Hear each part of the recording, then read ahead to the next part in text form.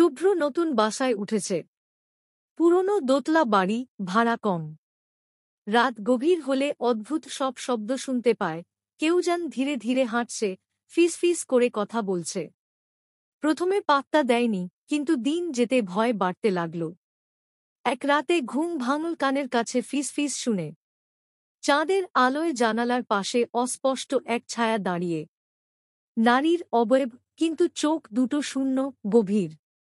শরীর অবশ হয়ে গেল শুভ্রর। সেই ছায়া ধীরে ধীরে বলল, তুমি আমার জায়গা দখল করেছ। সকালে বাসার মালিকের কাছে ছুটল শুভ্র। বৃদ্ধ লোকটি এক মুহূর্ত চুপ থেকে বলল, বছর কয়েক আগে এক মহিলা এখানে একা থাকত। স্বামীর অত্যাচারে জানালার পাশেই ফাঁস নিয়েছিল। সেদিন রাতেই বাসা ছেড়ে দিল শুভ্র।